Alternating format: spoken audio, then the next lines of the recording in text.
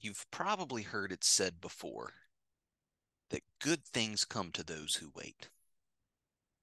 But I want to change that thought. Good things come to those who work. You're listening to the Clark Connection podcast. This is the Clark Connection Podcast, your weekly dose of inspiration and power. We'll dive deep into the stories and strategies that ignite personal growth and entrepreneurial fire. Join us as we empower you to take control, level up your leadership, and build the life you deserve. Get ready to rise, to thrive, and to finally become the leader of your own destiny. Let's go.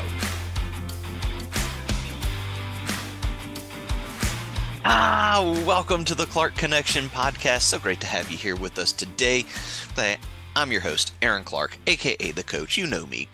And listen, we've got a great episode today. We're going to be changing that thought process of good things come to those who wait, because I really believe good things come to those who work. But before we get into that, listen, I've been doing a secret comment that for those of you that are making it all the way through the episode, and I'll give it to you a little bit later throughout the show. So make sure you stick in there. And before we get going, I want to give a quick shout out to my sponsors. Wayne with 7K Metal Associates. They see Wayne for all of your gold and silver needs. Also, thank you to Bobbie with the Comfy Quest LLC. They hit her up for all of your craniosacral and manual lymphatic drainage needs as well. And then thank you to Andrew with Automate Integrate Business Professional Services. They hit him up. Anything you need from automations to marketing, if it helps grow your business, then he can help you. And look, all of their information is listed down below in the description. And so before we really get going, you have to understand where did that comment come from? Where did we get the phrase that good things come to those who wait? And you probably have heard it, much like I did. I heard it from my mother a ton when I was younger. I would be getting that antsy about, hey, the team's not winning games. I hadn't made it into the starting lineup. I hadn't done this, that fill in the blank. I heard my mother say it to me a lot. And it always drove me nuts when I'd hear people tell me that good things come to those who wait. So like if I just sit around and do nothing, and I do absolutely nothing, and just wait, that good things are going to happen to me. But we got to know where did this phrase originate from? And it comes from a British author named Violet Fane, which was the pseudonym for Lady Mary Montgomery Curry, who wrote the poem, and I'm probably going to butcher this name, but it's Tout vient et qui s'attendait. And in this poem, it suggests that if you watch and wait, then everything good is going to come to you.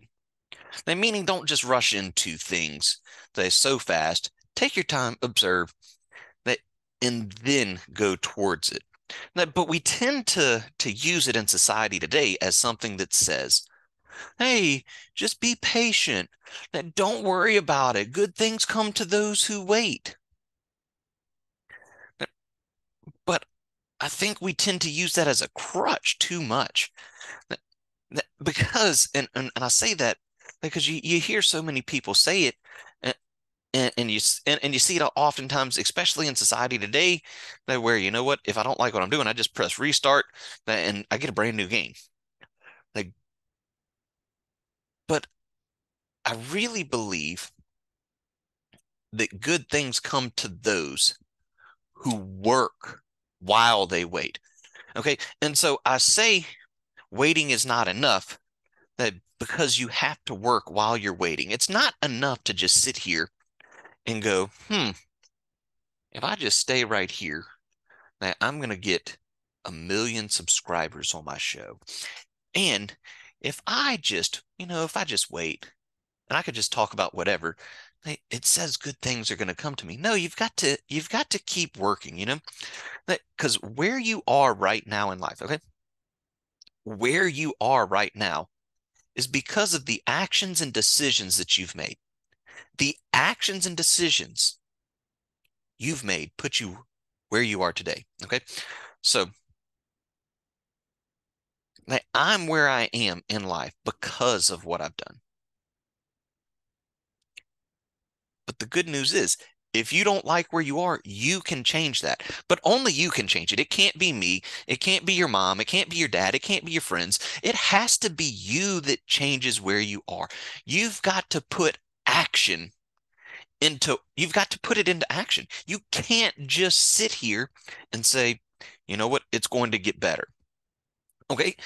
Now, also, if you're kind of getting a little angry right now, again, this is not saying that it won't take time. I don't know if you've ever watched a house get built, but typically they don't put up a house that within 24 hours. It does take some time. Now, that we've gotten pretty good at it, we can get houses up really quick. That you've got to lay a foundation first, and that's usually the longest thing. It takes the longest time to make sure we've got the foundation level and we've got the pipes where they need to be, and we've run the electrical if they're going to do electric wires down there. And then you've got to make sure you put up the frame, and then you run your wires, and then it takes time. It takes planning. And so if you're not where you are, that's where it is true. You are going to have to wait, but you got to work while you're waiting. And so a great example of this, like one of my favorite people that I love any videos, quotes, that I've read a lot of stuff on him, that Michael Jordan. Michael Jordan is known as the greatest basketball player ever. And I would go even further to say that Michael Jordan was the greatest competitor ever. You want to find a guy that will work? Like Michael Jordan will work. Like go read the book Relentless by Tim S. Grover, and you will hear about Michael's work ethic. But we also hear about the famed story that his 10th grade year, Michael Jordan got cut from the varsity basketball team. And and that's true. Like Michael had a choice at that point. He could sit back and cry and say, you know what? Good things come to those who wait. So I'm going to sit here and wait, and I'll make the basketball team because I know I'm going to hit a growth spurt, and I'll go from being right at 5'10" to 6'3" within a year. Or Michael could join the junior varsity team. They become the superstar. They outwork everybody, get in the gym every single morning to make sure he was taking free throws and layups and working on his game every single morning and staying after every single day after practice because he wanted to be the best. That's why he put in the work the very next year. So, they talk about that sophomore that made it. He made it because it was one of his close friends. He was 6'7". He was a 10th grader, 6'7", and they needed a center. That's why the other sophomore made it. But it didn't take long that next year when he was a junior, Michael came out in his first game, scored 25 points. That was the superstar of the team. And the rest is history, as you guys know it, because he went on then to the University of North Carolina. That was the Rookie of the Year. That was a national championship MVP. I mean, Michael Jordan became Michael Jordan, and not when he got to the Chicago Bulls. He became Michael Jordan that whenever he decided, I'm going to work and I'm going to outwork everybody. And it took time. He didn't win 6 NBA titles right away. He entered the league in 1984. He entered the National Basketball Association. He became a professional basketball player in 1984, and he didn't win his first title until 1991.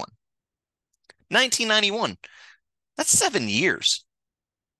There were questions like, hey, does Michael even have it? Because he couldn't get past the Pistons and the Knicks and everybody else. They were asking, did Mike have it? But because of his work ethic, his flash, his flair, he became one of the most marketable names ever. I mean, imagine had Michael not decided, I'm going to go to work. I'm just going to sit here and wait because good things come to those who wait. Where would basketball be today?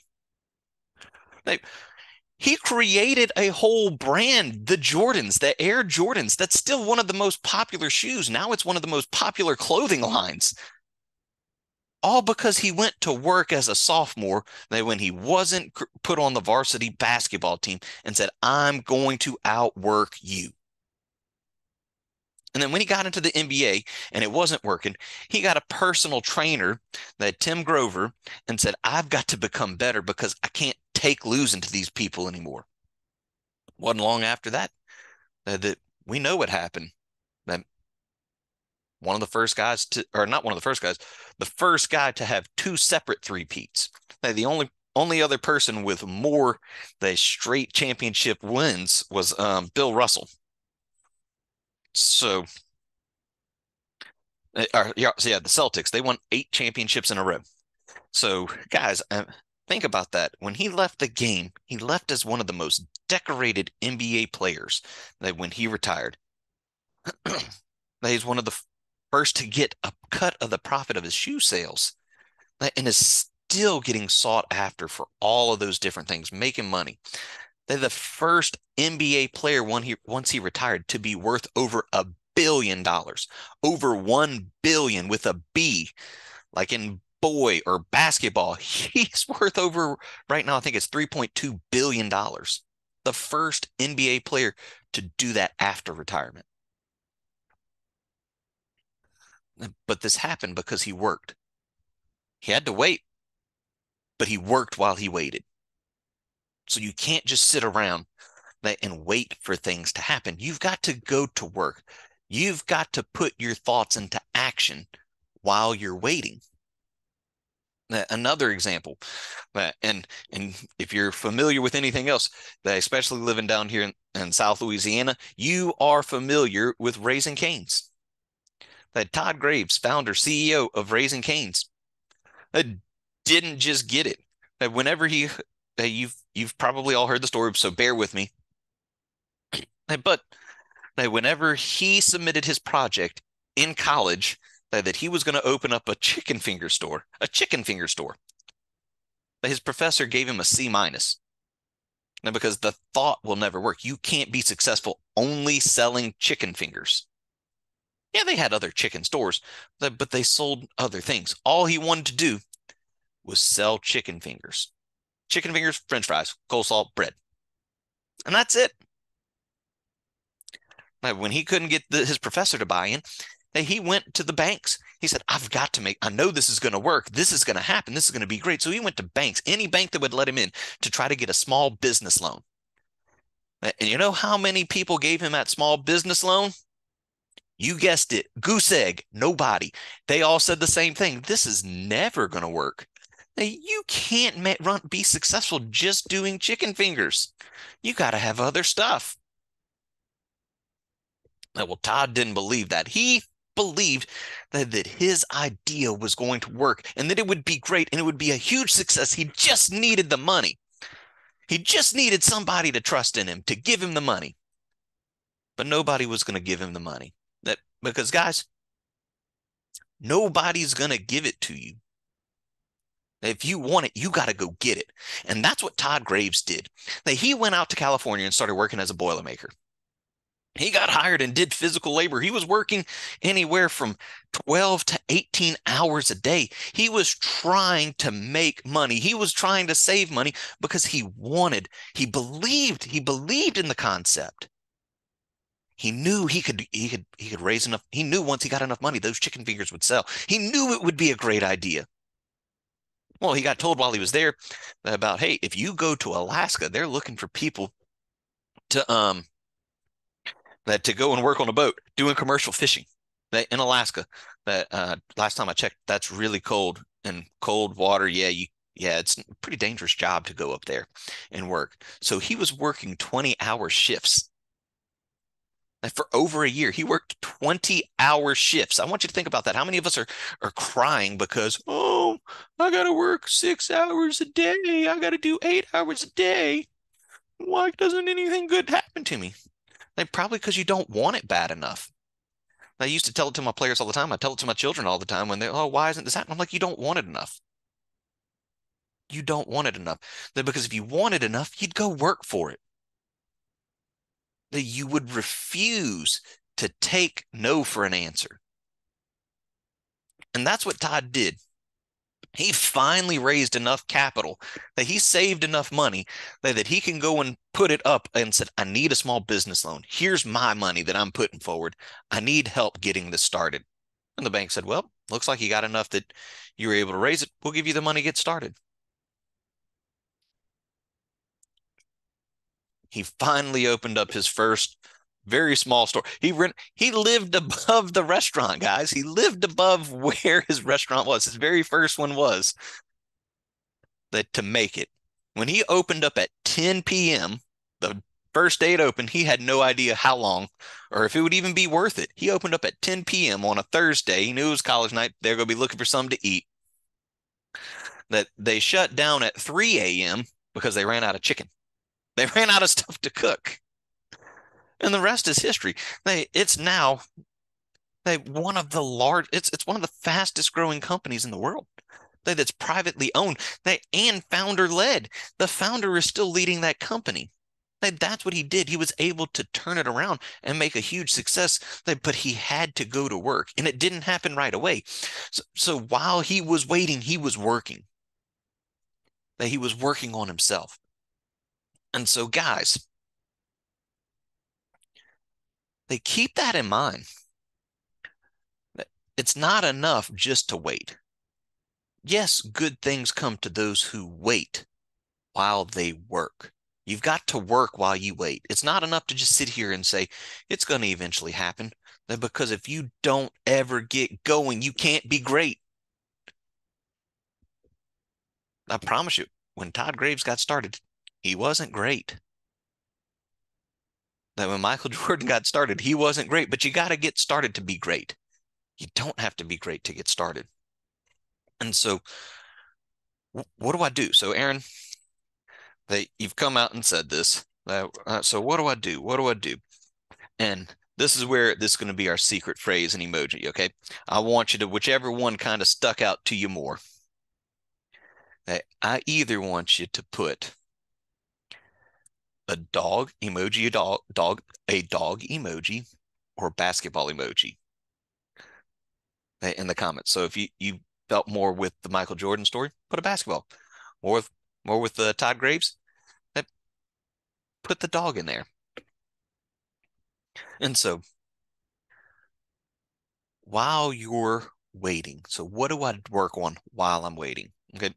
And one of the first things that I'll tell you is you got to work hard on yourself. I should be working harder on Aaron than I am doing anything else.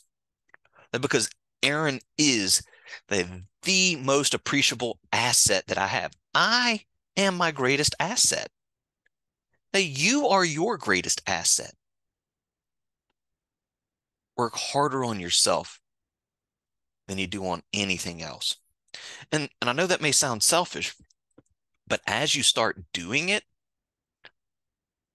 you'll realize I'm able to help more people because I've become better. And as I become better, I'm helping more people. And you won't notice it right away. You won't notice it right away. But your friends will. Your family will. Your coworkers will. They'll go, what's different? They work hard on yourself. Work hard on your craft. They work on personal growth and development. Next, use what you've learned. So as you're working hard, use what you learned to help others. It's not enough that to just take the information in. We want to be rivers as well. So think about it. We've got so if you go and look over in the Middle East, you've got the Sea of Galilee. So over in Israel, you've got the Sea of Galilee, and it's fed from the Jordan River. Jordan River comes through the Sea of Galilee. Jordan River goes down to the Dead Sea. The Sea of Galilee is full of life. There's fish. It's thriving. It's growing. But the Dead Sea is exactly what it is. It's dead. It's so salty. It's got a huge salt concentration. Nothing can live. And I believe that's because, and they don't, not I believe, it's been proven. That's because the Sea of Galilee doesn't hold on to what it's been given. It shares it. It uses it. that the Jordan River comes through and it gives life. It keeps going. What it takes in, it gives out. Whereas the Dead Sea just takes it all in. You got to go help others. You have to go help others. That's what you got to do while you're waiting, to get what you want. They help others along the ride. They share what you've learned. And third, keep working hard. I love this quote that when hard work doesn't work, work harder. I think that's where we all get hung up, because in order for me to go get something that I've never had, I've got to do something that I've never done. And so let's say I'm working hard on building a business, or I'm trying to help turn around a business, or I'm wanting to save my marriage, or I'm wanting to fill in the blank, whatever it is that you're looking. And since I'm working on the entrepreneur personal growth that I love. Let's say I'm trying to get my business going and I'm only putting in 8 hours a day, 5 days a week. Do you really think that that business is going to thrive and grow? That you're going to leave a legacy to your family? Not working 8 hours, that you better believe you're going to be putting in 12 hours a day, that you're going to work on Saturday, that you're going to work on Sunday, that you're going to work. You're going to have to work. Because that's what it takes to make it happen. Now, I do believe in taking a rest day, so find one day to take off. Find one day to take off. But you're going to have to put in work. That when hard work doesn't work, you got to work harder. That fourth, keep learning. That personal growth, it's so important. That interview, I know y'all heard the interview with Andrew, that he was talking about that, all the different books he reads, what he researches, everything else. On our next episode, we're going to talk to Wayne, and Wayne talks about that. One of our sponsors of the show, they're talking about their personal growth and development, that they're constantly working on themselves. I had another guy tell me once that making over $1 million a year, a huge income earner, like with the company I was with. And I see him, he's in the front row at a conference that's scribbling down notes. I was like, man, what you doing? He was like, I got to become better. My team needs me to be better. We're not good enough. I was like, you're the top income earner in the company. And I think he was number 2 at the time. But I was like, wow, if he's got to work harder, I got to work harder. Same thing, guys. Keep learning and growing. You never can learn enough. That you're either getting better or you're getting worse. Keep working on you. They become better every day, because if you don't become better every day, you just got worse. And last, what do I do while I'm waiting? They don't give up. They keep going. Even when the progress is slow and success is uncertain, you're like, I don't know if this is going to work anymore. Keep going. You never know how close you are. I don't know if you've seen this cartoon before, but maybe I'll get it and I'll have to go find it and put it up on a website, or I've got it. And it's this guy that he's digging, and he's trying to find diamonds, and he's trying to find gold. And he gets right there. It's just right there. And you can see it on the cartoon that he's so close that if my notebook that is where the diamonds are, he gets to right here and quits because things got slow, because things got hard.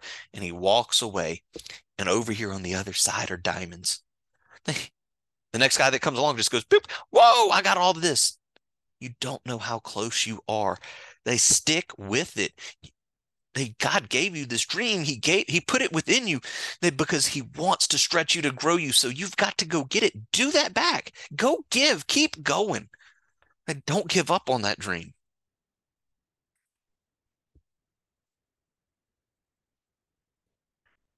And so, guys,